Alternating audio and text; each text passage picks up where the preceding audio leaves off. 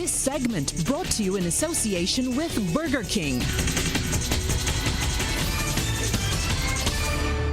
Time for sports now, and we say good evening to Damien Best. Damien, good news for Barbados netball. Definitely, Shane. Well, the Barbados senior netball team, they crushed Singapore in their opening match of the Netball World Cup in Liverpool, England earlier this morning. The Beijing Gems won 69-34 after leading 17-6, 33-14 and 47-24. The Gems utilized all shooters in the game, with Shanika Wharton netting 27 from 29 attempts, Shaniqua Thomas 9 from 12, Latonia Blackman 22 from 23, and Brianna Holder 11 from 13 attempts. Here are the highlights. The combination between Rashid and Kimberly Lim. There's an intercept. Oh, lovely win there from Amanda Knight. Great one too. Oh, beautiful ball through to the middle. Hold her on the shot. Smooth as you like. That's the transition you want. Good interplay between those two. Long range for So. Oh. Nothing but net. Beautiful shot there. Struggling to get the ball into Pei Shan Lee, the big goal shooter at the moment. Again, Tanisha Rockyo and Kimberly Lim are just going at it at the moment, and Rockyo is definitely coming out on top.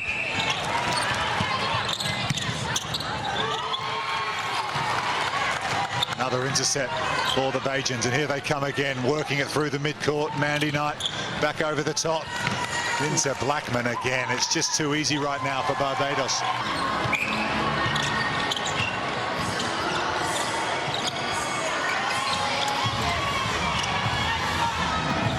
Wharton gets position. Boom, that's how you do it. Fantastic. Not even a piece of rib.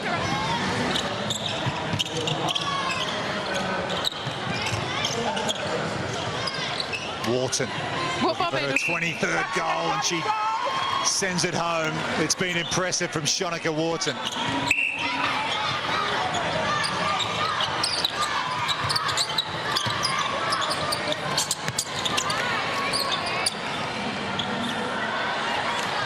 Kai Wai To with a goal for Singapore.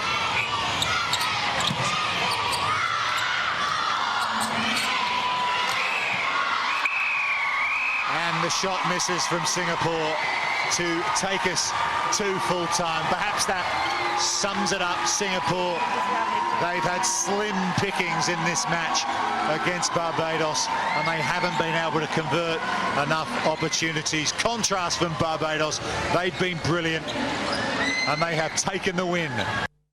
Well, Coach Sandra Bruce-Small told CBC Sports after the match that she was proud of the way the team executed the game plan.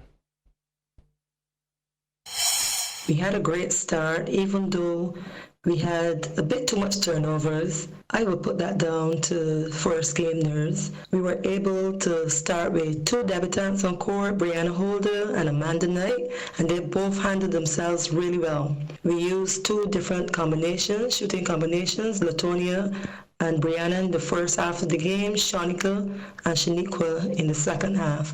I was able to use all the players. All the girls did pretty well, but Shauna Azor-Bruce was the most outstanding performer today.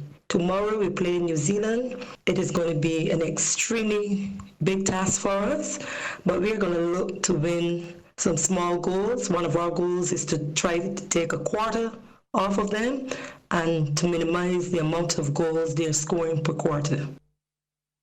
Well, as the coach mentioned, the Beijing Gems will take on New Zealand tomorrow at 6 a.m. Barbados time.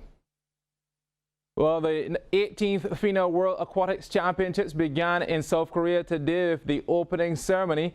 Barbados has 4 swimmers at the meet. Alex Sobers competes in the men's 200 and 400 meter freestyle. Jack Kirby in the men's 50 and 100 meter backstroke. Daniel Titus in the women's 100 and 200 backstroke. And Daniel Treasure in the women's 200 and 400 freestyle. The championships, which run from July 12th to 28th, will be live on MCTV channel 308 at various times. And it's down to a decisive Game 5 of the Co-operators General Insurance BABA Premier League Final Series. Now, in last night's Game 4, Station Hill Cavaliers edged out Burger King Clapham Bulls 80-77 to level the series at 2 games apiece. CBC's Mark Seal reports. This is where the series will be decided.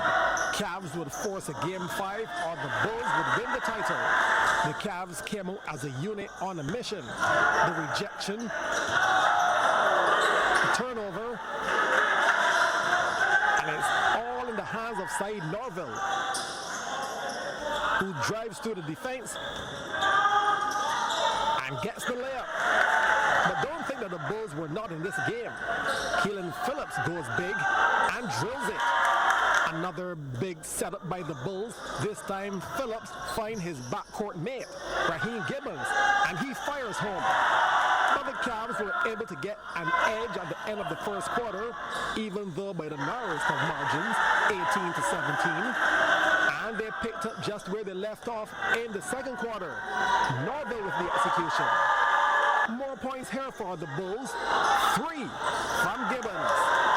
But the Cavs were still in control. Dwayne Kelman getting in on the act. And by halftime, the Cavs still maintained the edge, this time by 2, 41-39. The third quarter saw basket for basket. And the defense stepped up, White House style. But here, the Cavs still found a way in. Norville gets the dunk. The Bulls immediately responded as Andrew Eiffel dances through the defense and gets it to go. Here goes the Cavs again. Darren Hunt this time, moving straight to the basket. Now this is where the game got even more interesting. The Bulls on the charge, specifically Marsh. Initially it's off the rim, but the mop-up job was effective, and he also gets the foul. Bulls up 61-57, and the clock is taken away. The Cavs, though, pulled back to a 1-point game. Their captain Smith drains the 3 at the buzzer. Bulls now only leading 61-60. So talk about a crucial last quarter. Players like this, though, definitely isn't what the doctor ordered. The Bulls with the turnover, the Cavs gloating at the error, and Jemai Paquin goes all the way. So it's going to be a decisive Game 5. This foul sealed that deal. And then Otley with the final say as he sinks this one. The scoreline 80-77 in favor of the Cavs. The series is now tied 2-2. Mark Seal, CBC Sports.